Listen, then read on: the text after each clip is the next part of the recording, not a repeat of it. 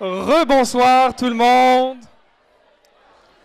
Merci beaucoup d'être ici avec nous, aussi nombreuses et nombreux.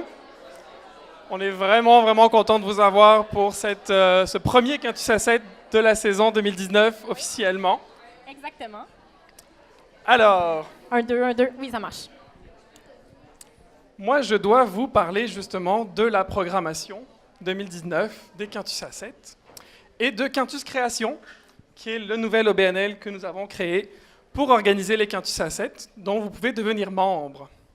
Alors, on a 5 soirées comme celle-ci qui vont avoir lieu cette année, donc c'est la première ce soir. La prochaine, c'est le 31 mai. On vous retrouvera au Parcours Gouin pour un événement sur... Stéphanie va m'aider sur le thème. Sur comment devenir un citoyen engagé. Exact. On vous retrouve également au mois de septembre.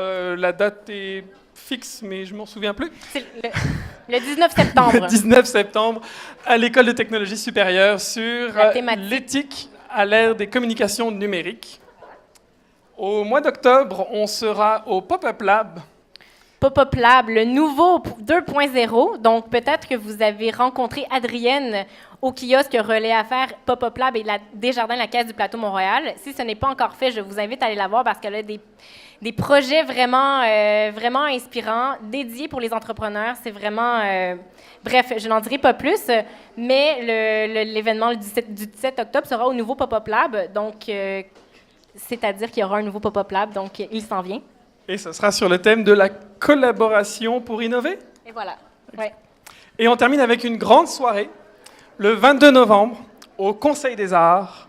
Il y aura un spectacle, il y aura plein de belles choses. On ne vous en parle pas tout de suite, mais ça s'en vient le 22 novembre. Ça va finir la saison en grand. Tout ça pour vous dire que... La thématique du 22 novembre, oui, pardon. L'art au pouvoir de la création positive. L'art au pouvoir de la création positive. Voilà. Tout ça pour vous dire que si vous passez une bonne soirée avec nous ce soir et que vous avez envie de revenir, c'est très avantageux pour vous de devenir membre de Quintus Création. Et avec ce membership-là, vous allez avoir en fait accès à toutes les soirées, donc jusqu'au mois de novembre, incluant toujours une consommation. Et puis on a différents niveaux de membership qui viennent avec d'autres avantages qu'on pourra vous communiquer. Donc on a une petite table Quintus dans le coin au fond à ma droite, donc à votre gauche, où vous pouvez venir obtenir plus de renseignements sur comment devenir membre Quintus Création et profiter donc d'un tarif avantageux pour toutes les soirées, mais aussi de plein d'autres petites choses qu'on a préparées pour vous. Est-ce que j'ai autre chose à dire ou je te laisse la parole? Peut-être, je sais pas. Si Peut-être que si j'oublie des choses, tu vas pouvoir compléter. Je compléterai, parfait. Oui. Alors je laisse Stéphanie enchaîner. Oui. Bien, comme Loïc a dit, je vous remercie au nom de Maxime aussi qui aura la chance de vous parler par la suite. C'est notre 3e saison des Quintus à 7, donc à chaque année, ça évolue, ça grandit, puis c'est entre autres grâce à vous aussi qui venez à nos événements, qui vous nous supportez et que vous nous remplissez d'énergie positive, qui nous donne cette énergie pour créer ces événements parce que c'est inspirant, mais c'est demandant, mais ça en vaut la peine parce qu'on rencontre des gens hyper inspirants, que ce soit vous, que ce soit les collaborateurs que je tiens à remercier encore, les partenaires de la soirée qui rendent possible ce genre d'événement. La thématique de ce soir, communication et organisation d'un événement éco-responsable. Pourquoi nous avons débuté par cette thématique pour commencer la saison? Mais premièrement, Loïc a parlé de Quintus Création, mais à la base, c'est Quintus Marketing qui est né de ce désir, en fait, de vouloir changer le monde. Il y a environ 5 ans, Maxime et moi, on s'est dit... Comment on pourrait changer le monde et pourquoi pas lancer une agence de communication pour livrer des messages de sensibilisation, d'inspiration. Donc, Quintus est une agence de communication, mais on a décidé aussi de faire des événements et de là est né l'OBNL parce qu'on prenait à cœur d'aller à la rencontre des gens, de s'asseoir avec eux, de leur présenter justement les organismes avec qui on collaborait, parce que pour nous, c'est eux la solution, c'est avec eux avec qui on doit travailler pour amener un certain changement positif. Et au niveau de la thématique de ce soir, qu'est-ce qu'une communication responsable? Je pense qu'il n'y a pas juste une définition, mais en fait, c'est ce désir, c'est cette intention de vouloir amener du bon, de vouloir collaborer, de ramener des valeurs saines et de communiquer des messages qui sont authentiques et transparents. Donc, c'est vraiment sur ces valeurs-là qu'on a basé l'entreprise et qu'on a voulu vous partager un petit peu justement de ce monde-là et de pouvoir partager aussi avec des gens qui ont cette expertise et des projets à vous présenter. Pour nous, la communication, c'était un moyen justement de pouvoir aller parler aux gens, d'aller justement pouvoir les inspirer, de parler de projets. Puis pour nous, en fait, quand on a commencé, on se disait, bien, il y a tellement de solutions qui existent, pourquoi les gens ne les connaissent pas? Et c'est de là qu'on a commencé, en fait, tout simplement.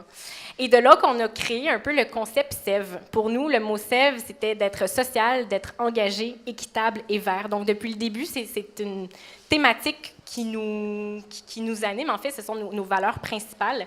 Et sont nés nos événements SEV. Donc, ce soir, vous êtes dans un événement SEV. Donc, oui, il est social. Il est équitable. Donc, nous avons eu, on vous l'a annoncé dans nos 5 minutes Quintus si vous nous suivez sur notre page Facebook les lundis à midi. Donc, il est équitable, certifié par l'association Équitable qui est également présente ici ce soir.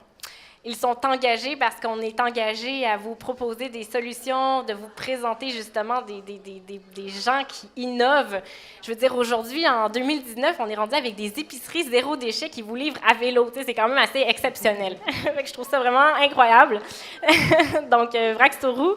Et il y a plein d'autres initiatives, que ce soit tous les kiosques qui sont là. Je sais que vous allez sûrement parler avec eux, mais c'est pas pour rien qu'ils sont ici, parce qu'ils ont vraiment cette vision-là incroyable qu'on veut supporter.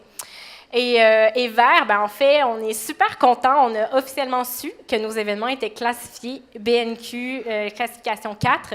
Donc, en fait, pour les gens qui ne savent pas exactement qu'est-ce que c'est une normalisation. On travaille avec le Conseil québécois des événements éco-responsables, que je tiens à chaleureusement remercier Caroline, qui a travaillé très, très fort pour nous aider, nous accompagner. Puis en fait, au niveau de cette norme, il y a cinq classifications, si je pourrais dire, 5 étant la plus haute. Donc oui, l'année prochaine, nous serons 5, mais on commence 4. Cette année, on est déjà très, très contents parce que c'est pas évident. Je ne vais pas entrer dans les détails, mais juste rapidement, en fait, c'est comme ce soir, on a l'objectif d'avoir 2 grammes et moins de déchets par personne. Donc, 2 grammes, pesez-le à la maison. Soyez curieux, qu'est-ce que c'est? C'est pas grand-chose. Un cheveu, hein, je pense. Donc, ouais, quelques cheveux. Possiblement, si vous êtes allé à la salle de bain, on a essayé de faire un X avec du scotch tape pour ne pas qu'on utilise du papier, parce qu'on a mis des serviettes à main. On a essayé d'innover à plein de manières. Donc, en fait, nos partenaires nourriture, que je vais remercier bientôt,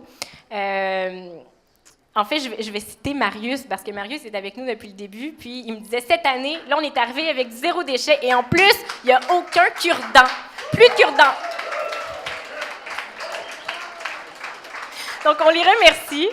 On remercie aussi tous les autres partenaires, que ce soit Libre, qui vient avec un café infusé à froid en fût, et Gotti, même chose, la kombucha qui est en fût, donc plus de bouteilles. Non, on y va aussi avec des verres... des éco-copes prêtés chaleureusement aussi par Caroline du Conseil québécois des événements éco-responsables. Donc, j'entrerai pas... La bière aussi est en fût. Oui, la bière, c'est vrai. Ouais, tu vois pourquoi tu devais rester à côté de moi. Donc, on remercie la brasserie Baldwin qui vous serve de la super bière. Donc, il y a 2 choix. Et bon, nous avons des conférenciers hyper inspirants qui ont plein de choses... encore plus intéressante à vous raconter. Donc, je voulais juste vous nommer le fait de cette fierté d'être éco-responsable, 0 déchet. Donc, en fait, je terminerai juste en disant, oui, on fait un événement qui est éco-responsable, qui est 0 déchet, mais notre objectif, c'est que vous soyez, vous aussi, inspirés à la maison, parce que c'est des petits gestes comme ça que vous pouvez également apporter à la maison, que ce soit quand vous faites un party de Noël, un party de bureau, une fête d'anniversaire pour vos enfants ou vos amis, conjointes. Il y a moyen d'être éco-responsable, il y a moyen d'être 0 déchet, il y a moyen d'aller dans des épiceries dites traditionnelles puis d'apporter vos propres contenants. C'est ce qu'on fait maintenant quand on est au Pop-Up Lab, justement, le midi, avec nos amis, que ce soit les récidivistes qui sont présents ici ce soir. Bien, on va dans les pâtisseries ou les restaurants du coin, puis on apporte nos plats, puis on le demande, puis parfois, la première personne nous dit « Oh non, c'est pas possible », puis finalement, sa collègue d'à côté « Oh oui, aucun problème ». Donc, tu sais, des fois, il faut juste réessayer tout ça, puis il y a moyen de changer les choses, puis de se faire entendre, puis je pense que de plus en plus, les gens sont ouverts, sont conscients, puis ont envie de trouver des moyens. Donc, vous êtes tous des acteurs du changement qui pouvez inspirer votre entourage, votre famille, vos amis. Et ici, il y a des gens ici ce soir qui sont des preuves qui ont inspiré plein de gens. Donc, je vous remercie chacun d'entre vous d'être présent ici ce soir parce que c'est déjà un acte de changement, c'est un acte d'inspiration. Puis, je trouve ça hyper inspirant et ça nous donne le goût de continuer pour plein d'autres saisons des 15 à 7. Donc, comme vous l'avez noté, le prochain est le 31 mai. Et sur ce, c'est tout. Je m'arrête là. Est-ce que tu me permets de prendre 1 minute pour parler de commerce équitable? Ah oui, bien sûr. Bon, pour ceux qui me connaissent, vous vous doutez pourquoi je parle de commerce équitable. Donc, la soirée est désignée événement équitable par l'Association québécoise du commerce équitable qui est avec nous et Fairtrade Canada. Et donc, nous avons pour cela décidé de vous offrir plusieurs produits équitables. Vous avez notamment du chocolat qui nous a été offert par Prana, qui est du chocolat équitable. On a aussi relevé le défi d'avoir du vin et de la vodka au quinoa équitable. Donc, les deux alcools que vous avez sont certifiés équitables également.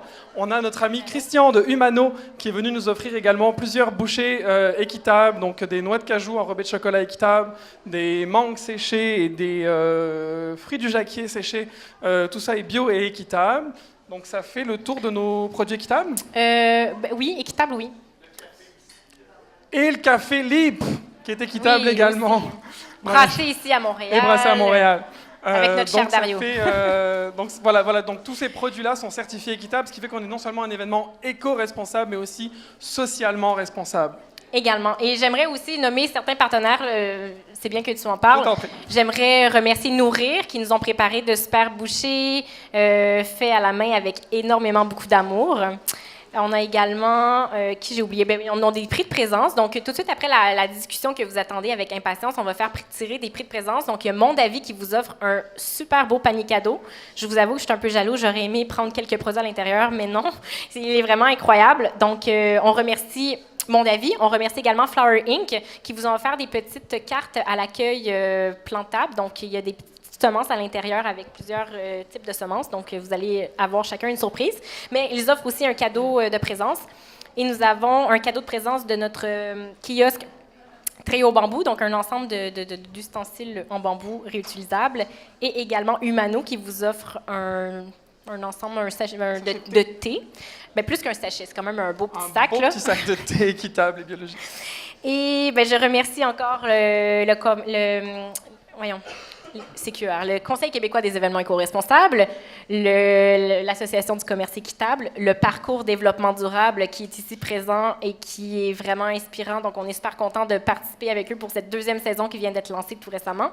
On remercie également Elio, l'Association québécoise Zéro Déchet. Et je termine avec Bourse scolaire. Donc, Jessie circulait ce soir pour prendre vos informations sur les déplacements parce qu'on compense les GES. Et là, je viens d'oublier le scoop que tu as parlé tantôt, que j'étais pour annoncer.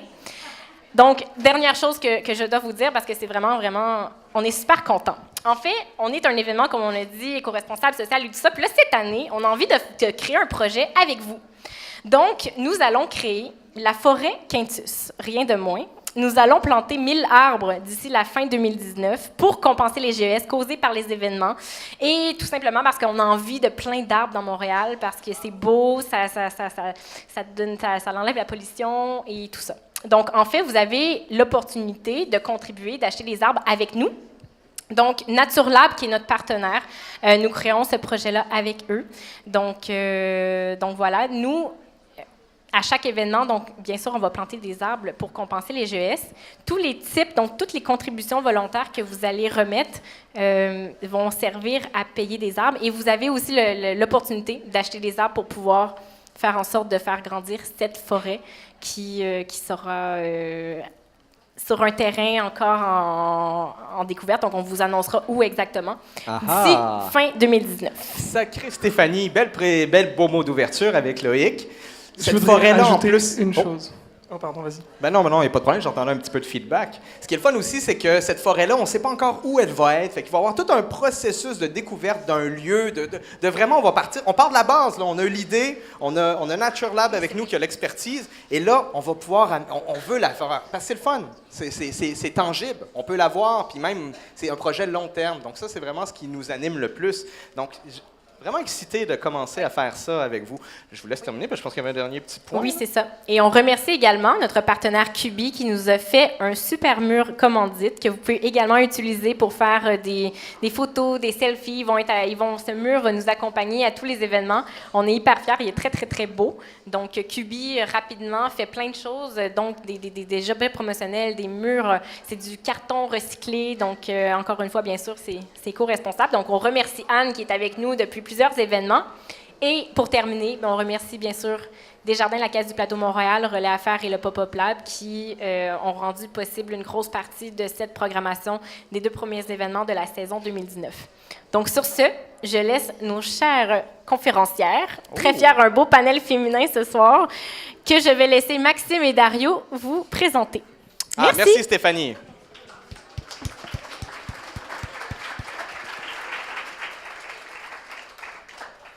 Donc, il me fait plaisir ce soir. Hein? On est ici pour justement apprendre sur la communication et l'organisation d'un événement éco-responsable. Et avec nous, hein, on a du monde assez compétent. Merci. Hein? Alors, on va y aller humblement. Salut, je m'appelle Dario. Ah, salut Dario. On va y aller humblement. Et quand on préparait, Maxime et moi, la conférence de ce soir, imaginez-vous, j'avais nos intervenantes et je disais, je pense que sur la ligne, on a 100 ans d'expérience en événements éco-responsables. Ça voudrait dire que Maxime en a 25. Non, moi... Et tu n'avais pas encore l'âge de raison, mais c'est pas grave. Alors, on s'est dit, Maxime, je pense qu'on a au moins 80 ans d'expérience.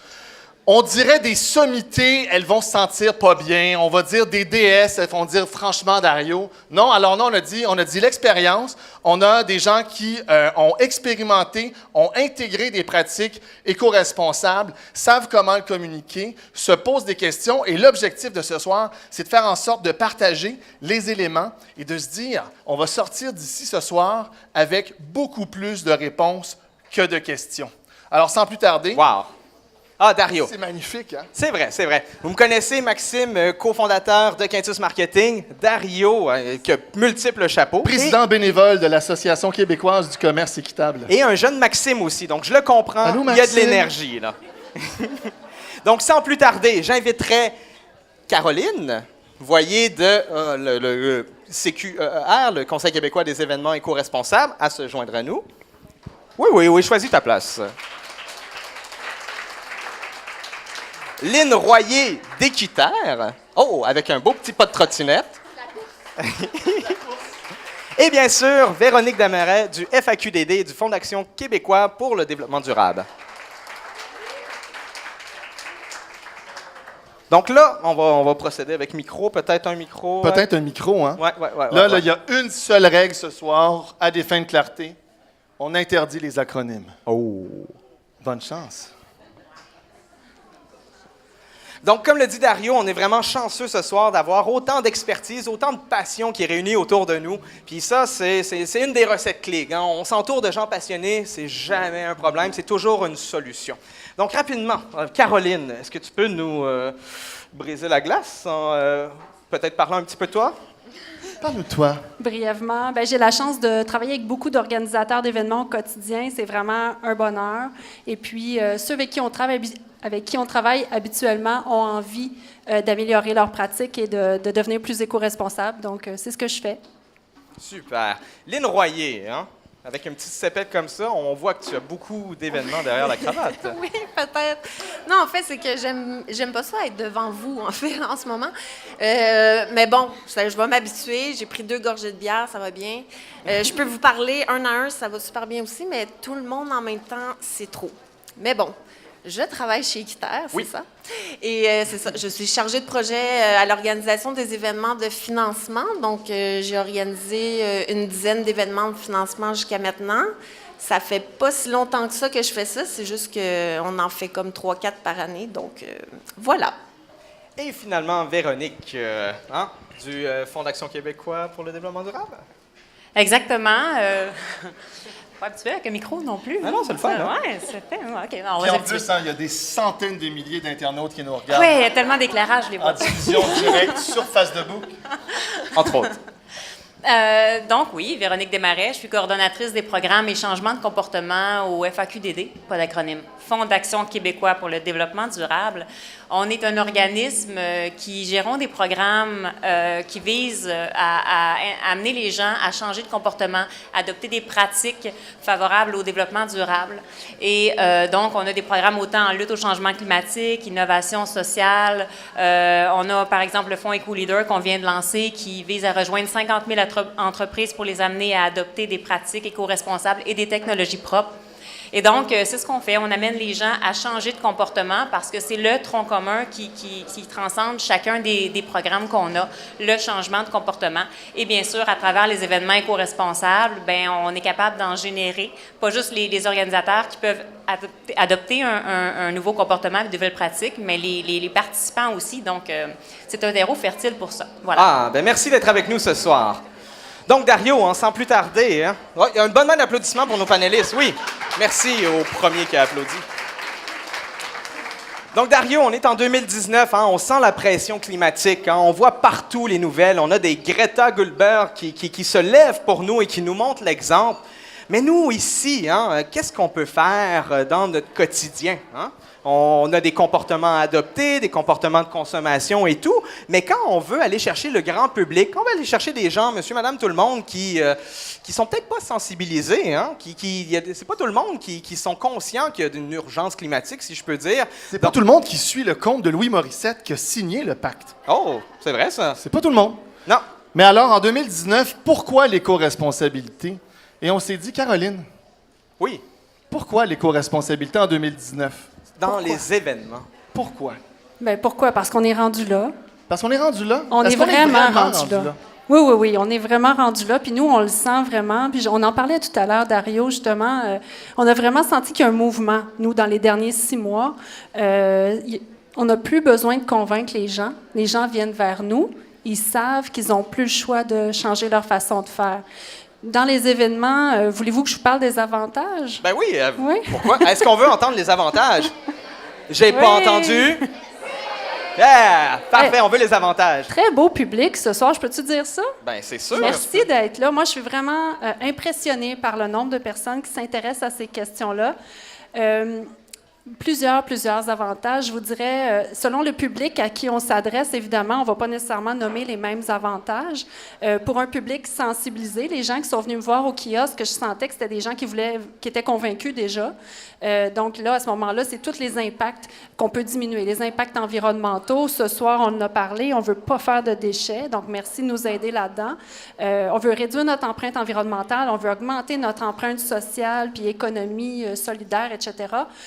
Donc ça, c'est les avantages pour des gens convaincus. Pour des décisionnaires ou des gens pour qui l'image est très importante, on peut leur faire valoir l'avantage au niveau dans le fond, du positionnement de l'organisation.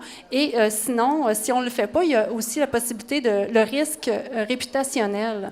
Moi, ça m'est arrivé à quelques reprises que des journalistes m'appellent puis me disent cette organisation-là, là, vraiment, ce qu'ils font, ça n'a pas de bon sens. Puis donc, ils me posaient des questions puis ils faisaient des articles négatifs après. On ne veut pas ça, hein? Donc, on ne risque pas notre réputation, on agit de façon responsable. On y reviendra tout à l'heure parce que c'est vraiment l'aspect intéressant de dire on fait un événement éco-responsable, est-ce qu'on en parle? Puis on va aborder la question un peu plus tard. Il y a agir et dire qu'on agit. Donc, quels sont les éléments, les bonnes pratiques là-dessus?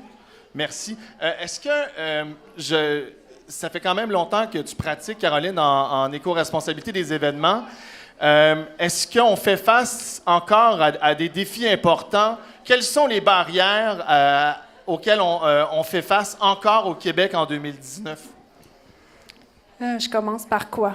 Tu On a combien de commences temps? par les plus grosses barrières et tu as 35 secondes et demie. Les Top chrono. arguments qu'on me donne pour ne pas changer les façons de faire, souvent, c'est une question budgétaire. Alors que nous, dans le fond, notre petite organisation, on fait des événements éco-responsables depuis 20 ans, puis en fait, on fait des économies. Donc, faire les événements comme à l'habitude et payer en plus pour des choses éco-responsables, c'est sûr que c'est pas ça la solution. Il faut vraiment viser la réduction à la source et puis investir ailleurs par rapport à ce qu'on faisait habituellement. Excusez-moi, j'ai perdu le fil. Je suis tellement Non, mais ça contente va- qu'il y ait des oui, Ça enfants. va très, très bien. Parce que tu as nommé la barrière du budget. Oui, Et donc, ce que tu as budget. identifié... L'autre ce que argument t'as qu'on m'a identifié, dit... mais c'est un élément important, Caroline. Tu identifies l'aspect de dire l'éco-responsabilité n'est pas une couche par-dessus, mais en amont, lorsqu'on prépare, et à la fin, on obtient des économies qui, elles, sont durables année après année. Oui. Donc, l'aspect économique est intéressant. L'autre barrière que tu voulais aborder, On me parle du temps. On me dit, ah, ça va tellement me prendre plus de temps. Pas nécessairement, dans le fond. Tu sais, je sais pas, peut-être qu'on pourrait prendre l'exemple de ce soir. Tout à fait. Tu sais, dans le fond, les verres, les cocardes, ça a été prêté. C'est sûr qu'il a fallu se déplacer pour aller les chercher. Mais, tu sais, en gros, là, le reste, c'est un événement standard qu'on fait comme à l'habitude, sauf qu'on va choisir les bons fournisseurs. Donc, c'est pas nécessairement plus long. Peut-être la première fois, pour Oui. trouver ces fournisseurs-là qui vont nous aider à être plus éco-responsables. voilà. Mais quand on fait du Mais après, vélo, on fait pas du bicycle à 2 roues d'un seul coup. Ah, c'est vrai. Il faut commencer Faut apprendre. avec les roues sur le côté. Ouais. Ouais, puis ça, c'est vrai, hein, parce qu'on a passé beaucoup de temps, justement, à organiser l'événement. Puis vraiment, on avait, équitable, zéro déchet, éco-responsable. Puis c'est tellement facile de se dire, hey, on manque de temps, on va acheter des verres de plastique. Hey, on manque de la vaisselle, ou il faut communiquer. Mais comme le dit, c'est vraiment quand le monde embarque, le monde a le goût de participer à cet événement-là. Donc, c'est le fun de voir justement cet accueil chaleureux-là de la part de nos participants, de la part de nos collaborateurs, de la part de nos fournisseurs, on est comme un petit peu en train de débroussailler le champ, de dire, hey, écoute, peut-être qu'il y a du monde qui l'ont fait, il en reste encore beaucoup de monde qui doivent le faire, mais si on peut aider à tondre le gazon un peu pour faciliter les pas, trouver c'est qui ces fournisseurs-là là, qui sont développer ces compétences-là, ces aptitudes-là, ces intérêts-là, puis une fois qu'on commence à avoir tous ces gens-là mobilisés, ben c'est le fun parce que c'est encore plus facile. Ça devient plus une norme de plus en plus. Ah, Merci, c'est passionnant. Caroline. Merci infiniment. Si tu fais passer le micro à Lynn, on serait très, très, très curieux, très curieux d'entendre la course qui change le monde et quelques autres événements. Donc, toi, tu es vraiment dans ce que j'appellerais le cambouis, la poutine de l'événement éco-responsable. Parle-nous un peu de la démarche qui a été entamée depuis quelques années chez Équiterre. Bien, en fait, c'est ça. C'est que la course Changer le monde qui est organisée au printemps. Sinon, il y a 2 grands cocktails bénéfices de réseautage qui eux, sont organisés à l'automne. Ça fait plusieurs années. En fait, c'est notre 12e année. Donc, si on se rapporte à il y a 12 ans. Même un cocktail qui est fait à Québec. Un à Québec. En plus, on va à Québec. Puis, la course Changer le monde, il y avait une édition à Québec l'année dernière. Malheureusement, cette année, c'est seulement à Montréal. Mais en fait, pourquoi la course? Dario, s'il vous plaît. Je sais. Alors, pourquoi la course? C'est qu'en fait, on avait regardé c'était quoi les événements en vogue dans les dernières années. Puis c'est sûr que la course à pied, c'est un événement qui a pris vraiment beaucoup d'ampleur. En 2017, il y a eu 588 événements de course, en fait, qui ont été organisés seulement au Québec. Donc, avec plus de 250 000 participants. Donc, si on pense à toutes les bouteilles d'eau, objets promotionnels et tout ça. Donc, nous, en fait, chez Équiterre, on s'est dit, bien, il faut vraiment s'attaquer à ce milieu-là, en fait. Et puis, en fait, quand vous participez à un événement comme ça, de cette envergure-là, il faut calculer que chaque participant génère 5 fois plus de déchets que dans son quotidien normal. Donc, il y avait beaucoup à faire. Il y a beaucoup d'enjeux, en fait, aussi reliés autour de ça. J'en ai nommé quelques-uns parce que je perds un peu la mémoire. Mais donc, on parle d'enjeux problématiques comme distribution de bouteilles d'eau à usage unique, des produits énergétiques emballés, des objets promotionnels non durables, aucune gestion écologique des déchets, etc. Au niveau de la bouteille d'eau, dans le fond, la bouteille d'eau, pour la fabriquer, ça prend 3 litres d'eau et 1/4 de litre de pétrole. Magique. Et c'est ça. Et souvent, dans les marathons de ce monde et tout ça, ben, on donne la bouteille d'eau au coureur, il prend une petite gorgée, puis poup, il y envoie ça sur le côté. Donc, on s'est dit qu'il fallait absolument prouver, en fait, montrer que c'était possible de le faire autrement. Donc, nous, notre but, c'est vraiment pas d'aller en compétition avec tous les événements de course à pied qui existent déjà. C'est juste d'inspirer les organisateurs à faire les choses autrement. Donc, c'est pour ça qu'on a fait la course Changer le monde. Et dans ce que vous avez vécu dans l'organisation, quel a été l'obstacle le plus important à franchir ou même à surmonter, ou peut-être même quelque chose que vous n'avez pas encore surmonté comme obstacle? Mais en fait, il y en a plusieurs. Tu sais, c'est sûr que là, au niveau des bouteilles d'eau, nous, en ce moment, ce qu'on offre, c'est des stations d'eau. Donc, c'est beaucoup au niveau de l'éducation du participant, de la sensibilisation. Tu sais, on change carrément sa façon dont il est habitué d'aller à des événements, de recevoir beaucoup de choses. Comme nous, on ne donne pas grand-chose, là, mais nos participants sont super heureux quand même. Puis, tu sais, les stations d'eau, une fois que c'est expliqué, c'est super simple dans le fond. Puis, on s'est rendu compte que les participants et les participantes, en fait, mais c'est ça qu'ils veulent. C'est juste qu'il n'y a pas d'offre tant que ça d'événements éco-responsables, mais ils sont rendus là. C'est ça qu'ils veulent. Puis en fait, il y a quelques organisateurs d'événements qui ont commencé à rendre optionnel le fait de recevoir une trousse du participant, les T-shirts et tout ça. Donc, la station d'eau, oui, mais sinon, tout est dans l'information parce qu'au niveau de l'alimentation également, on va vraiment vers des aliments en vrac, donc pas d'emballage. Tu sais, on est vraiment zéro déchet. Donc, mais il y a plein de fournisseurs maintenant, c'est ça qui est le fun. Tu sais, je veux Donc, dire, il y a une belle variété. permet d'augmenter aussi. Oui, exactement. Très, très intéressant. Et un bon coup là, dont vous êtes fiers là, depuis longtemps ou quelque chose que vous seriez sur le point de dévoiler? Ben, en fait, on a un mode d'emploi qui est disponible pour organiser des événements de façon éco-responsable. Donc, on travaille ensemble avec Caroline aussi. Et puis, dans le fond, ce mode d'emploi-là, c'est pour tous les organisateurs de courses ou des organisateurs d'événements d'envergure, en fait, pour qu'ils puissent commencer en quelque part. Donc, c'est vraiment facile à utiliser, super simple à lire. Donc, c'est un mode d'emploi, en fait, qu'on a promu depuis l'année dernière. Puis, il y a déjà quelques organisateurs qui nous contactent et tout ça, que nous, on fait un premier volet avec eux, puis qu'ensuite aussi, on communique avec Caroline pour la suite des choses. Puis, on voit vraiment qu'il y a une demande aussi. C'est juste les organisateurs, des fois, ils ne savent pas trop quoi faire. Mais avec ce mode d'emploi-là, c'est vraiment un bon départ. Justement, les organisateurs ne savent pas trop quoi faire. C'est quoi les principaux chantiers pour organiser un événement éco-responsable? Bien, en fait, la première question à se poser, puis peut-être que vous pourrez renchérir, là, mais c'est un peu là, dans l'optique de dire, est-ce que c'est vraiment nécessaire pour mon événement? Est-ce que Est-ce que j'en ai vraiment besoin? La question de Pierre-Yves Mixwin. Un petit peu, mais en fait, j'ai un ami qui a participé à une course, il a reçu un foulard en plastique. Ah, bon flash! Ah ben, un foulard en plastique. Ça ne doit pas être confortable. Pas tellement. Donc, mais c'est tellement beau! Ben, puis en plus, l'organisateur a dépensé pour produire cet objet-là. Tu sais, je sais pas, en tout cas.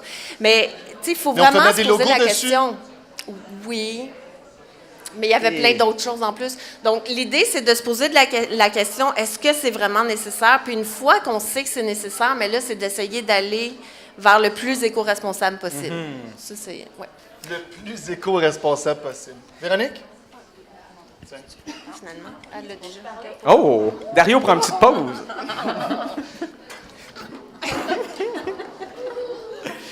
Ben, écoute, Caroline, justement, on va retourner sur les chantiers, les différents chantiers. Pardon, Véronique. Mais pourquoi un événement? Qu'est-ce qu'un événement peut permettre à faire? Parce que, justement, on a plusieurs gens, des fois, qui ne sont pas en contact avec des solutions éco-responsables. Comment l'événementiel peut arriver à leur apporter des solutions? Là, tu parles aux organisateurs ou aux participants? Participants. Participants. Bien, en fait, ce qui est intéressant avec les événements, l'organisation d'événements, c'est que, comme je disais tantôt, c'est un terreau très fertile pour faire de la sensibilisation et de la préparation. Et là, je fais référence au FAQDD, on travaille beaucoup avec les théories le Fonds d'action québécois pour le développement durable. On travaille beaucoup avec les théories de changement de comportement. Dont certaines théories d'économie comportementale, par exemple. Puis on a vraiment adapté ces théories-là à nos programmes, à nos actions, pour savoir comment on peut penser un projet, comment on peut penser un événement en fonction d'amener les gens à changer de comportement. Et un événement, étant donné qu'il rejoint un grand nombre de personnes, si on fait un événement éco-responsable, on va s'attarder, par exemple, à la mobilité durable. On va s'attarder à l'approvisionnement local, responsable. Donc, tout ce qu'on fait, on peut en parler, puis on peut utiliser ça pour faire de la sensibilisation aussi. On peut amener les gens à comprendre, à prendre connaissance puis conscience de ces enjeux-là par de l'information, par la possibilité des fois d'essayer quelque chose. Hein. On peut, à mobilité durable, ça pourrait être de donner je sais pas moi, un billet d'autobus, puis aller au premier inscrit, peu importe le moyen. Donc, on peut donner la possibilité d'essayer, de les informer, les sensibiliser, donc mobiliser des gens sur certains enjeux pour lesquels ils seraient peut-être pas au courant d'une certaine façon, Puis on peut aussi les préparer parce que, pour revenir un peu aux théories du changement de comportement, je vous disais, il faut comprendre qu'un comportement, un changement de comportement s'opère souvent sur du long terme. Il faut passer par différents stades pour changer de comportement. On utilise justement le modèle transthéorique de Prochaska Di Clemente, finalement, qui sont des psychosociologues qui ont développé un modèle pour dire qu'une personne qui veut, c'était au niveau de la santé, donc une personne qui veut, par exemple, arrêter de fumer va passer par différents stades dans son processus de changement de comportement. Donc, je ne vais pas m'épivarder là-dessus, je veux simplement vous dire que pour changer de comportement, il faut premièrement être sensibilisé. Après ça, il va falloir être outillé. Oui. Mais oui, c'est ça, les étapes. Sensibiliser, oui. Sensibiliser. Après ça, on va outiller les gens, donc on va les préparer à passer à l'action. Et des fois, la préparation n'est pas suffisante, le fait d'être outillé. Des fois, on va devoir accompagner les gens pour les amener à poser un premier geste. Et là, on va parler d'un accompagnement dans l'action. Donc, nous, on travaille principalement, il y a plus que 3 phases, bien sûr, mais ce sont les 3 avec lesquelles on essaie de réfléchir quand on prépare un projet ou quand on veut amener les gens à penser pour leur projet ou leur événement éco-responsable en fonction, justement, de ces 3 phases-là. Donc, je vous ai parlé de la sensibilisation déjà. Il y a beaucoup de place à la sensibilisation dans le cadre des événements éco-responsables. Il y a aussi la place pour faire de la préparation, c'est-à-dire outiller les gens. Il y a certains événements, et là, bien sûr, ça dépend de l'événement, mais il y a des événements où on peut intégrer des éléments d'atelier, de formation. On peut intégrer aussi des éléments de réseautage pour amener les gens à partager de l'information. Et donc là, on passe à un stade suivant. Alors, je pense que les événements éco-responsables, c'est vraiment très intéressant pour... Puis, ce que je trouve aussi intéressant, c'est qu'il y a un stade, le stade 4, que je trouve extrêmement pertinent parce qu'on est des gens sensibilisés, mais il ne faut pas oublier qu'il faut rester motivé. Oui, le maintien. Puis le maintien, exactement. Fait que moi, je trouve ça... Moi, ça m'a flashé quand, justement, j'ai écouté Véronique, justement, parler du changement de comportement. C'est qu'on oublie souvent que les gens qui adoptent des comportements responsables, bien, c'est déjà une difficulté de le garder, ce comportement-là. On doit rester motivé, on doit être stimulé, on doit voir où on peut aller, justement, comment évoluer là-dedans. Oh, Dario...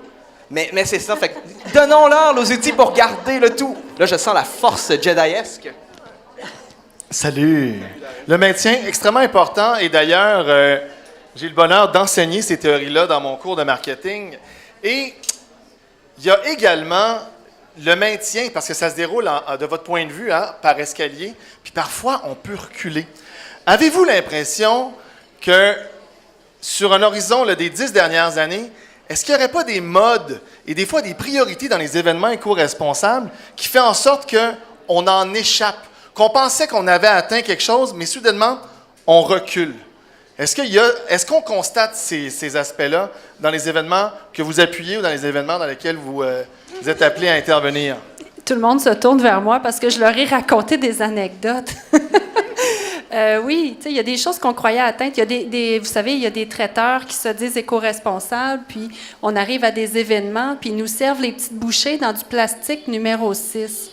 Puis là, on se dit, mon Dieu, je peux pas croire qu'en 2018-2019, ça arrive encore. Mais oui, ça arrive encore. Donc, je sais pas qui est venu au kiosque tantôt. J'ai dit, mais revérifiez même la veille avec votre traiteur qu'il a bien compris que pour vous, le plastique numéro 6, c'est non. Il y a des choses comme ça que ça vaut la peine de revalider. Il y a aussi l'exemple, moi, qui m'énerve beaucoup. Là, je vais vous le dire à vous, parce qu'on est entre nous. Oui. Nos 100 000 internautes. Quand un organisateur d'événements se dit éco-responsable et puis qui arrive à une soirée festive avec des lunettes, avec des lumières qui flashent, je suis désolée, c'est pas du tout cohérent et ça crée un sentiment de greenwashing chez les gens et donc on décroche, les gens décrochent et c'est vraiment pas ça qu'on veut. Mais si j'achète un crédit carbone, je suis pas correct? Il fait exprès pour me faire fâcher. On jase. Mais non, c'est ça. Donc, encore une fois, réduction à la source. Est-ce qu'on a vraiment besoin de ces lunettes-là qui flashent pour 2 minutes parce qu'après, elles vont casser, on s'entend, là? Donc, non. Tu sais, la première étape, c'est de refuser. Hein? Les 4 RV, là, on refuse les objets dont on n'a pas Les besoin. 4 RV, c'est quoi ça? Refuser. Ah oui, on a dit pas d'acronyme. Pas d'acronyme. Désolé. Refuser, réduire, non. Refuser, réduire, réemployer, recycler. V, valoriser, là. Mais là, je vais profiter du fait que tu as le micro, Caroline. Là. Quand tu regardes justement pour des événements éco-responsables, là, c'est quoi les principaux champs d'action? Ah. Bien, on peut utiliser les champs d'action de la norme du BNQ, par exemple. Utilisons-les. La norme du... Excusez. C'est épouvantable. Bureau de normalisation du Québec. Donc, il y a une norme qui existe en gestion responsable d'événements. Stéphanie en a glissé un mot tout à l'heure. Vous êtes niveau 4, bravo, parce que le niveau 5 est presque impossible à atteindre, on s'entend. Ah, impossible jusqu'en 2020. C'est pas impossible parce qu'il y en a déjà eu, mais bon, c'est difficile. Donc, cette norme-là traite de 5 champs d'activité. Donc, c'est pas en ordre d'importance, mais en ordre de présentation dans la norme. On parle donc du choix des fournisseurs. Les fournisseurs sont bien importants. Ensuite, tout le matériel qu'on a sur le lieu de l'événement, tout ce qui est la gestion des matières résiduelles. Donc, il y a des gens qui pensent qu'à ça, mais c'est seulement un champ sur 5. Tout ce qui est l'alimentation et finalement, tout ce qui est transport et gaz à effet de serre. Donc, les gestes sont classés en 5 volets pour ce qui est de la norme.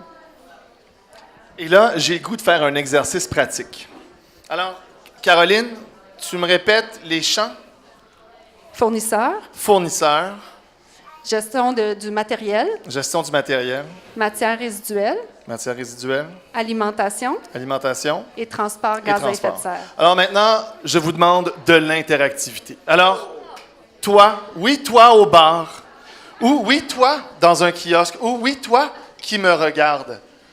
Je te demande, tu veux organiser THE événement éco-responsable. Dans ces champs-là, vous n'êtes pas obligé de tous les nommer, j'en veux 3. Selon vous, puis je vous demande à mes panélistes, selon vous, pour vous, THE événement éco-responsable en 2019, en ordre, ce serait quoi? Alors pendant ce temps-là, nous, on danse. Vous y réfléchissez, on se donne 30 secondes. Y avez-vous pensé déjà, vous autres? Vous avez pensé un peu, hein? Lynn n'est pas sûre, tu as pris des notes déjà. On laisse le temps. Vous avez donc 3 critères à mettre de l'avant. Vous me pouvez me faire un exemple très concret. Dites-moi pas équitable. Non, non, non, non, non.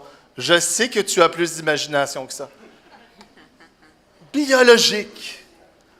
Une grenade biodégradable. Non, tu as plus d'énergie que ça. Donc, vous êtes prêtes? Vous êtes prêts? Commençons par nos panélistes au hasard.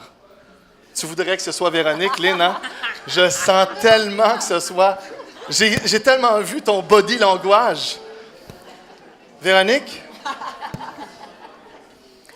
Donc là, j'ai pas vraiment l'idée d'événement. Là. Non, mais c'est je veux dire, toi, là, dans un événement éco-responsable, tu sais, tu peux me dire, j'aimerais ça avoir le super motocross éco-responsable. Ouais.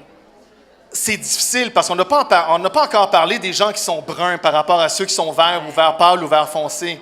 Mais dans 3 événements, 3 éléments d'éco-responsabilité, Que j'aimerais retrouver. ouais, THE événement éco-responsable. Pour toi, Véronique, citoyenne du monde. OK. OK.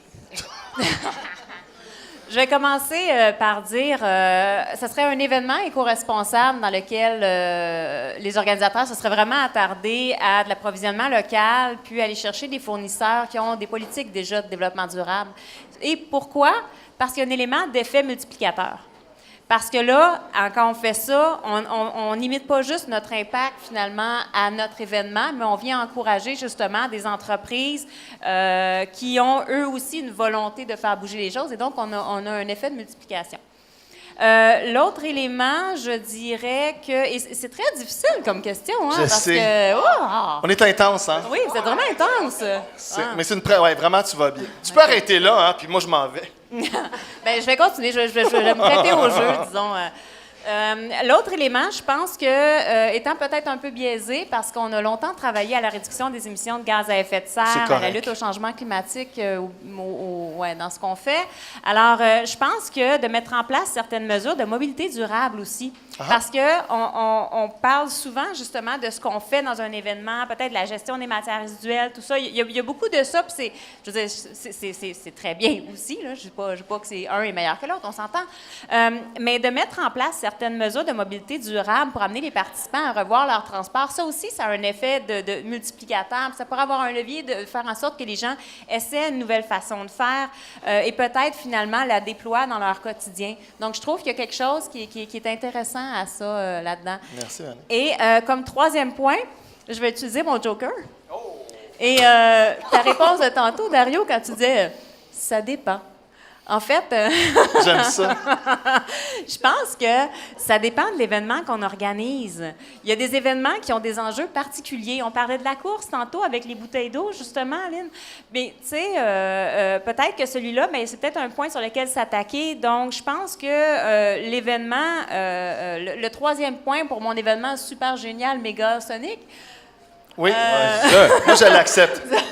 OK. Ben, je pense que c'est de s'attaquer vraiment à l'enjeu qui est propre à notre événement pour essayer de mettre un doigt dessus, de savoir comment on peut le régler, puis ça serait déjà un gros pas d'avance pour... C'est une belle utilisation du Joker, j'aime ça. Merci, Véronique. T'en as 3. J'ai passé mon tour. Lynn? Non. Oui. Mais je vais aller dans la foule, non. Oh! Oui. Oh! Je sais, t'étais prête, c'est pour ça que j'y vais. Non, vas-y, t'es prête. On va dans la foule après. Non, mais je suis vraiment d'accord avec ce que dit Véronique, parce que c'est vraiment propre à chaque événement. Tu sais, on peut en nommer. Toi aussi, c'est le autant même qu'on Joker? veut. Non, t'as pas le droit. Non, là. mais moi, j'allais dire, en fait, si vous avez à participer à un événement prochainement, ben ça serait le 4 mai prochain que la course Changer le monde, en fait. Mais pour vrai, tu sais, par exemple, à notre événement, je prêche un peu pour mon événement, c'est sûr. Là. J'ai l'occasion de vous en parler, fait que je vais le faire. Mais, tu sais, la réduction des bouteilles d'eau, c'est vraiment le fun d'être dans un événement qui n'a pas de bouteilles d'eau. Pour vrai, les participants sont contents. Au niveau du transport, faire votre événement dans un lieu qui est facilement desservi par les transports en commun, de un, c'est bien. Si possible, pas trop loin d'où vous travaillez, vous limitez aussi vos déplacements. Dans le cadre de la course, c'est sur le Mont-Royal. C'est bien en transport en commun, mais il pourrait y avoir certaines améliorations parce que notre course est quand même assez tôt, donc on s'est vraiment organisé pour que les autobus soient en fonction. Mais je veux dire, c'est un lieu emblématique de la ville de Montréal, donc facilement accessible, mais on a des gens qui viennent de partout, donc il ne faut pas penser que tout le monde habite sur le plateau puis qu'ils utilisent l'autobus. Donc, on a utilisé Amigo Express, en fait, qui est un service de covoiturage où les gens peuvent aller s'inscrire et faire du covoiturage ensemble. Donc, ça aussi, c'est quand même intéressant pour vos événements de les enregistrer sur cette plateforme-là. Et puis, ton dernier? Mon dernier, c'est les aliments. Tu sais, c'est sûr bouffe. que la bouffe, c'est quand même... Ça, c'est Ultimate. On veut nourrir nos coureurs et nos coureuses. Mais quelle bouffe? En fait, on a des bananes équitables. Hein, Ah, Dario? ça, c'est Parce bon, qu'on ça. a un événement aussi équitable. Donc, il y a plusieurs gens ici qui vont être à la course. Là, justement, Goutti va être là, Humano, ils vont être là cette année pour la première fois. D'ailleurs, je ne l'ai pas rencontré encore. Bonjour! Salut! C'est cri-cri. Oui, c'est ça. Mais oui, donc voilà, Merci. alimentation. Mais là, ça serait le temps de passer à la foule. Oui! On aimerait ça vous entendre. On a aussi, là, on Est-ce est qu'il y a là quelqu'un souvent. qui aimerait parler d'un élément? Donnez-en 3, là, ultimate. Est-ce qu'il y a un courageux, une courageuse? Non, toi, Loïc, t'as pas le droit de participer. Loïc Écoute, veut participer, c'est parce que attention. c'est comme Obélix, tu sais, ça n'a pas de bon sens. Oh! Je vois un genre... Oh! Je vais commencer par monsieur qui a levé la main en premier, puis On après, se on nomme. passera à vous. Planifier d'avance, si vous avez de la nourriture, des choses comme des surplus alimentaires, en fait, s'il y a un risque qu'il y ait des surplus alimentaires, planifier d'avance, on pourrait aller les porter à telle soupe populaire, on pourrait aller les envoyer à tel endroit, parce que je ne compte plus le nombre d'événements auxquels je vais, puis à la toute fin, ils sont comme, là, il nous reste plein de nourriture, il nous reste plein de choses, qu'est-ce qu'on fait avec, où est-ce qu'on est? Là, ils se posent la question, rendu à la fin de l'événement, tout le monde est fatigué, puis là, c'est un peu comme un paquet de troubles. Donc, il y a cet élément-là d'y penser d'avance. et d'essayer de bien planifier le nombre de personnes, puis d'être réaliste dans les quantités de portions, parce que des fois, il y a de l'excès de ce côté-là. Là. Ils veulent être sûrs de ne pas en manquer, fait qu'il y a des grosses quantités. Mais si on a prévu de l'apporter à une soupe populaire après, ben c'est moins pire. Donc, bien planifié, merci. Bien Caroline, planifié, tu l'as dit. avoir le nom de l'organisme, s'assurer qu'il est ouvert à l'heure qu'on va aller porter la nourriture et avoir des contenants, s'il vous plaît. Merci. Très bon point pratique. S'il vous plaît. Oui, notre écoquartier à Montréal-Nord essaye de changer les choses, les pratiques. On a le soutien d'une super jeune et dynamique mairesse, mais il y a une fiesta familiale à chaque année. Oui. Nous, en fait, il y a toutes les bébêtes de plastique, de ballons, Je toutes, sais. qui sont là. Bien, ça, c'est vraiment je ne vous dirai pas qu'est-ce Il que faut c'est voir pour après nous. ça les berges de la Mais rivière oui. des Prairies. Bien, c'est ça. Magnifique. Parce que nous, on fait une corvée, en plus, pour les berges la même journée. Mais sinon, ça serait justement de réduire ces choses-là. Puis, au lieu d'avoir du plastique, cette année, nous, on voulait leur proposer justement des plantes, de remettre des plantes, des petits arbustes, des plantes, tout ça. Parce que, en fait, le plastique, c'est... Vous devriez voir le terrain après, le parc, c'est horrible. Puis, oui, réduire les bouteilles d'eau. Déjà, ça, c'est quelque chose. Puis, d'inciter les gens à porter, lors de l'annonce de l'événement, des inciter à porter leurs bouteilles d'eau réutilisables, puis leurs tasses de café. Parce que ça aussi, les verres de café, aujourd'hui, d'ailleurs, j'ai signé une pétition à cet effet-là, c'est vraiment une grosse problématique et ça jonche le sol. Tous les petits papiers qui tiennent les hot dogs, les choses comme ça, toutes les cochonneries, dans le fond, nous, ben, puisqu'on distribue de la vaisselle compostable, ben, c'est justement d'aller chercher puis de solliciter tous ceux qui préparent des événements pour dire, regardez, on a ça, on va vous aider, parce que, vous l'avez dit, on est rendu là, en 2019. Merci. Merci infiniment. Merci beaucoup. Il y avait, Caroline, je te gardais pour la fin dans ton The Ultimate événement éco-responsable. Bien, il y a quelque chose il y a quelque chose qui n'a pas été nommé encore. Puis moi, quand je parle aux gens qui sont spécialistes en cycle de vie, je ne sais pas si vous connaissez ça, les cycles de vie. Dans le fond, c'est du berceau au tombeau. Quand on doit comparer deux verres, 2 gourdes, par exemple, ou 2 lampes, peu importe, quand on regarde les impacts, OK, de l'extraction des matières premières, le transport, fabrication, le nombre de fois qu'on va l'utiliser, puis la fin de vie, quand on compare les objets, les spécialistes me disent, savez-vous c'est quoi, sur quoi on devrait agir? On devrait servir de la nourriture végétarienne dans nos événements.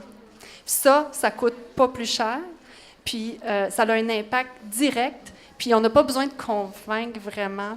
Si il y a d'autres choses que du hummus qui est disponible, c'est ça que tu me dis aussi. Certainement. Puis souvent, les gens, moi, je prends végé dans un événement, puis les gens regardent mon assiette, puis disent « Comment ça se fait que tu as une belle assiette comme ça, puis pas moi? » Fait que ça serait un geste qu'on pourrait poser.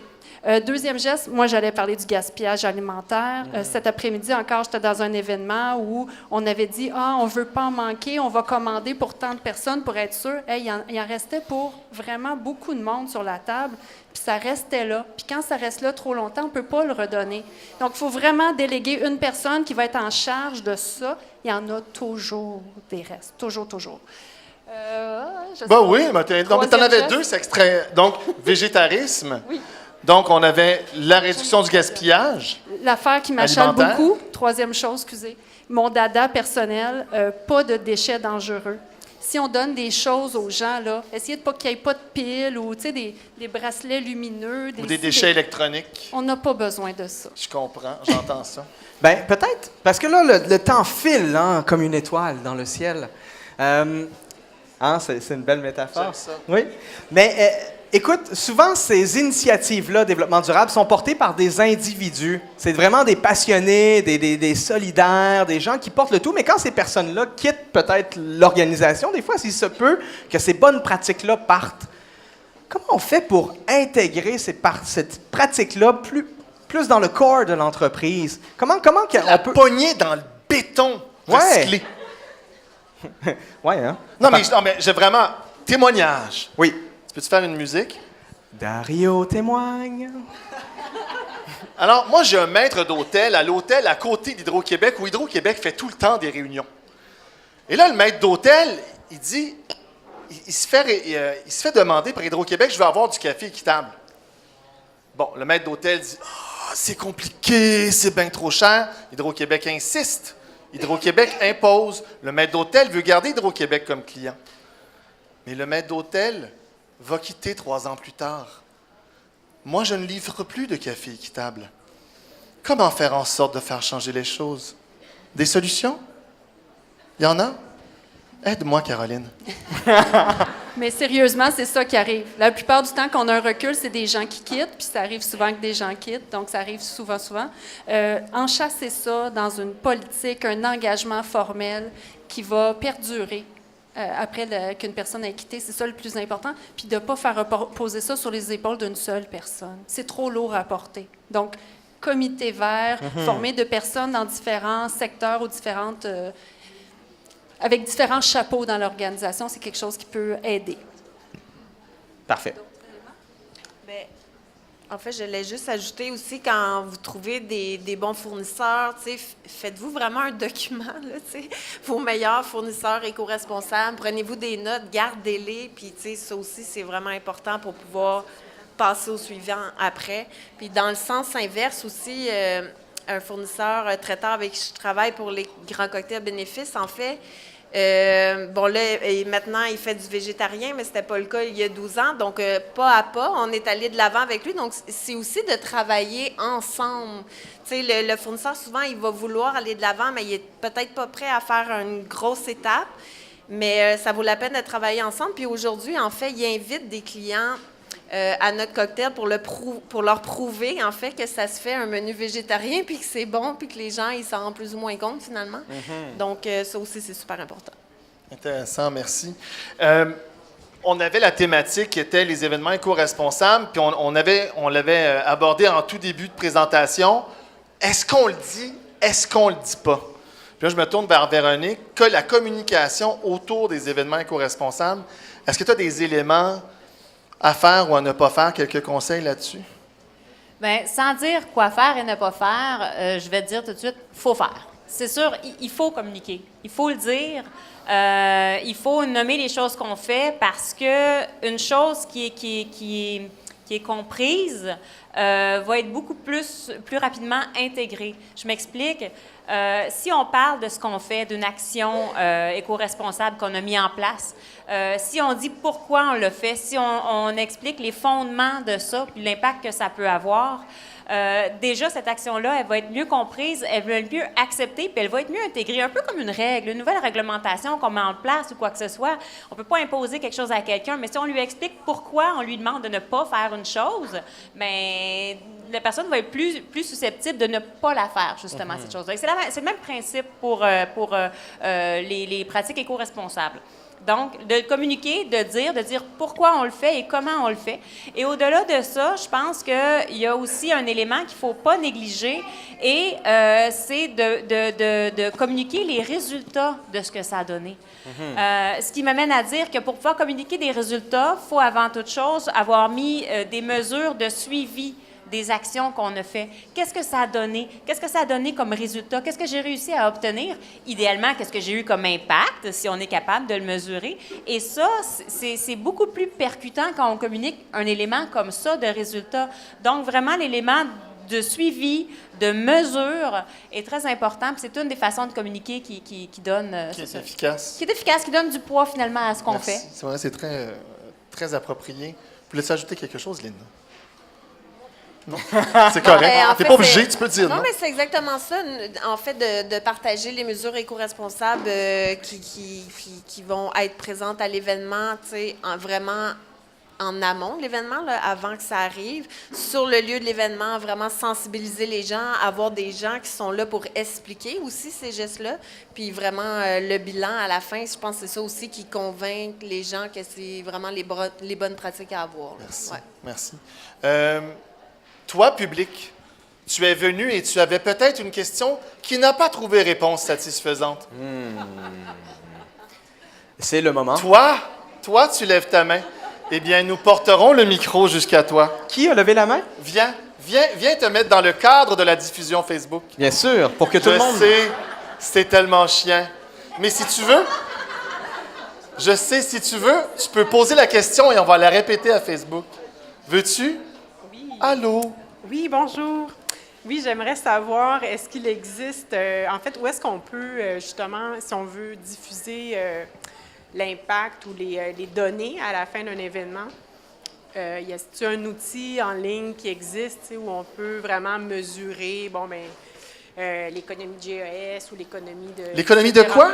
Je sais pas. De gaz à effet de serre. Oui, ou c'est ça exactement. Ou autre, tu sais, qu'est-ce qui peut être utilisé concrètement, justement, si on veut des données là, à partager? Merci. Très bonne question. Excellente même.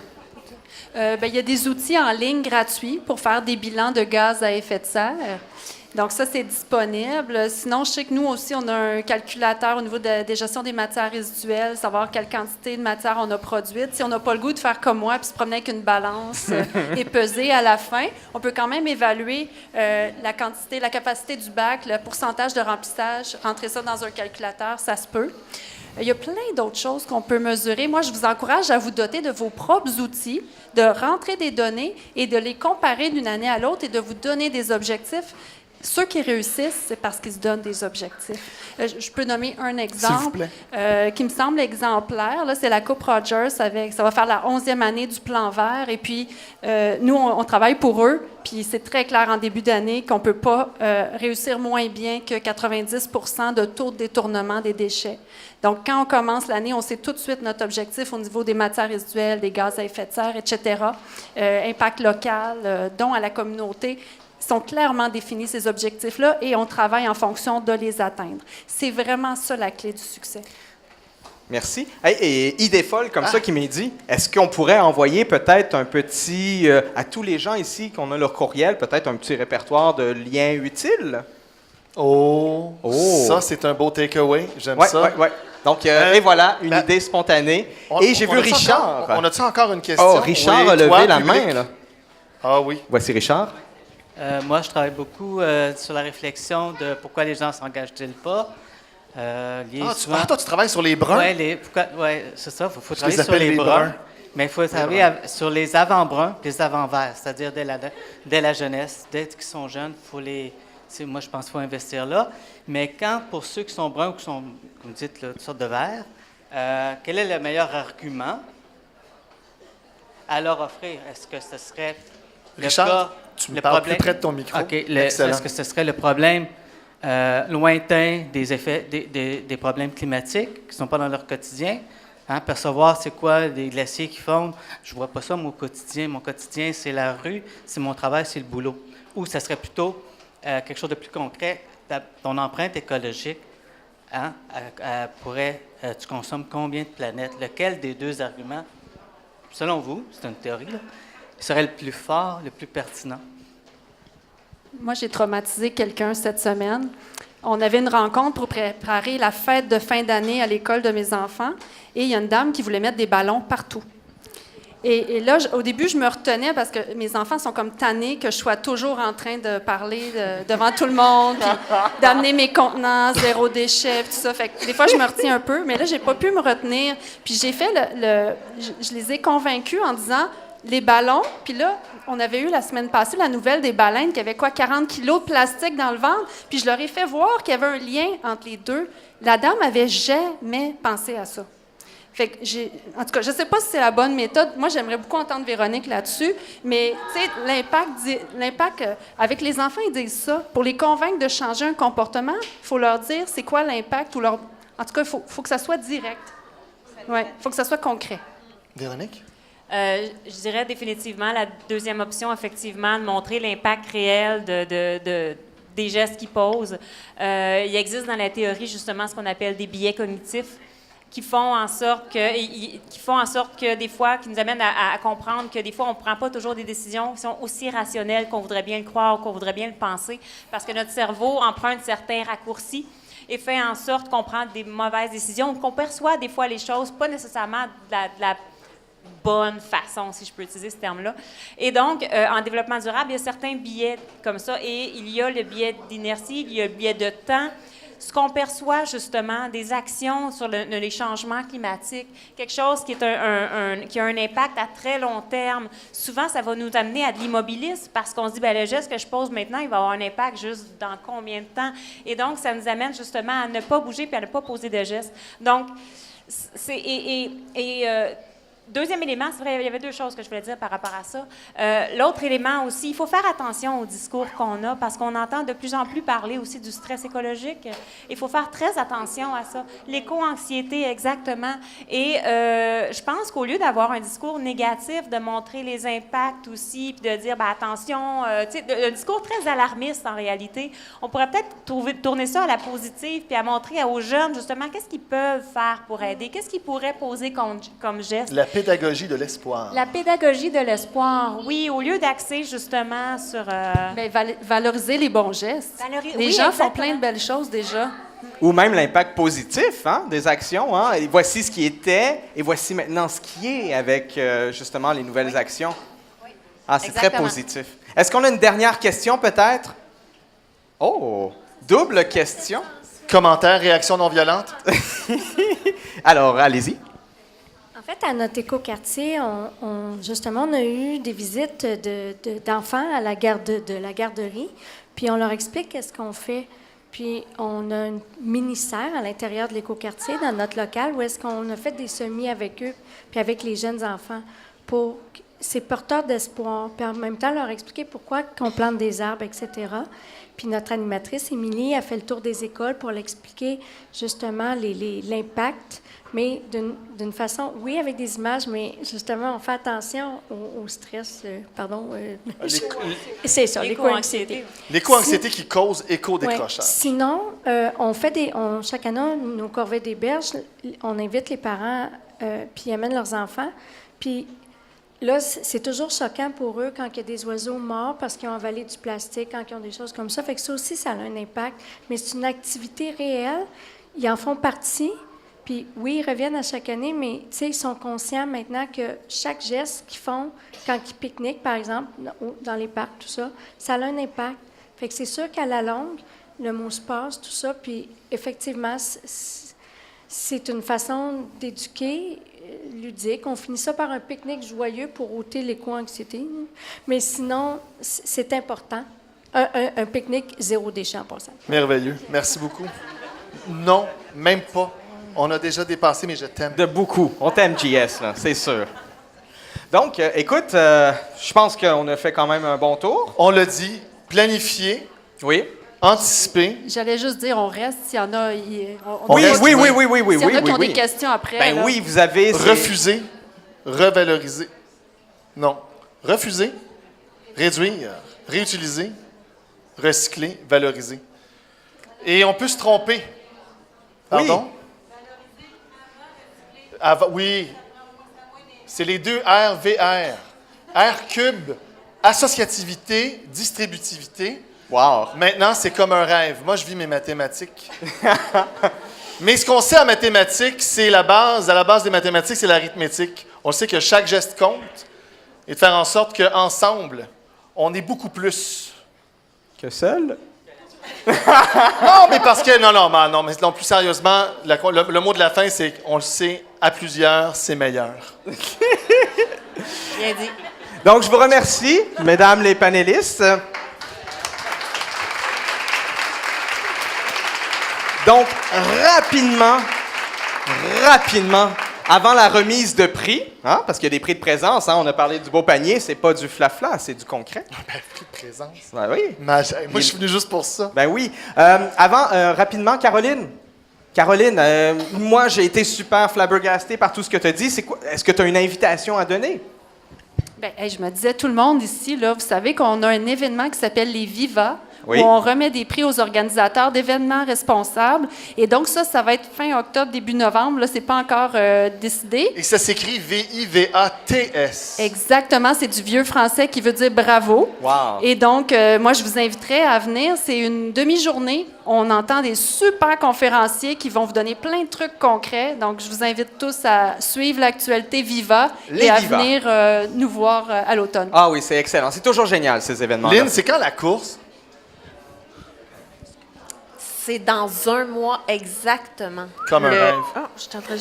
Le 4 mai prochain, donc un samedi. Vous pouvez vous inscrire ici ce soir sur place. Ma collègue Colline est là, juste là. On est Très vraiment gentil. obligé de courir? Non, c'est ça. Vous pouvez marcher le 1 et le 5 km. Le 1 km, il est gratuit, donc c'est vraiment accessible à tout le monde. Puis, si ça ne vous tente pas du tout d'être en activité physique, on a besoin de bénévoles aussi. Donc, vous ne pouvez pas manquer ça, samedi le 4 mai. Merci. Et Véronique, un petit rendez-vous pour les gens qui veulent aller à Québec, peut-être?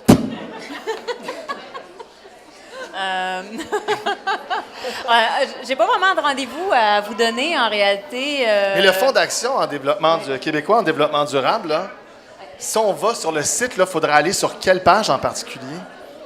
Tout simplement sur le www, j'ai pas le choix de dire, faqdd.qc.ca. Et là, vous allez voir en réalité l'ensemble des programmes qu'on a, mais aussi on a une section vitrine pour voir tous les projets qu'on a soutenus. Il y a justement des projets en événements, oui, c'est ça, qu'on n'a pas, c'est pas qu'on a financé des événements, mais davantage qu'on a financé le domaine, ce secteur d'activité-là pour aider à mieux structurer justement ce qui peut se faire comme pratique éco-responsable. Puis, donc voilà, vous pourrez en apprendre davantage. Puis, j'ai peut-être pas de rendez-vous, mais j'ai des félicitations parce que non seulement que d'être ici, déjà, je trouve que c'est une forme d'engagement. Puis, je pense que c'est important de le souligner. Merci. Super. Dario, un rendez-vous? Un rendez-vous? Oui. Moi, je vais aller à la course pour changer le monde. Oui, 4 Pour le 4 mai. Super. Puis moi, le 31 mai. On va aller au Festival Vegan au mois d'octobre. Mois d'octobre. Et 31 mai, le deuxième Quintus à 7 de la saison, pour tout ce qui est devenir un citoyen engagé. Donc, vous voulez savoir comment vous impliquer dans votre collectivité, peut-être faire une ruelle verte, peut-être vous engager pour une cause. Mais ça va être l'occasion de le découvrir. Donc, sur ce, encore une main de remerciement, une main d'applaudissement. Et j'invite la rayonnante, la sublime, la magnifique Stéphanie à venir nous présenter les gagnants pour les prix. Bien, merci d'être resté jusqu'à la fin. J'espère que vous avez apprécié la discussion participative. Je remercie les conférencières qui étaient super intéressantes et nos valeureux co-animateurs qui, on dirait, pratiquement de la même famille. Bref, on a eu beaucoup de plaisir à avoir votre énergie unique. Sympathique? On va dire unique et sympathique. Okay. Voilà.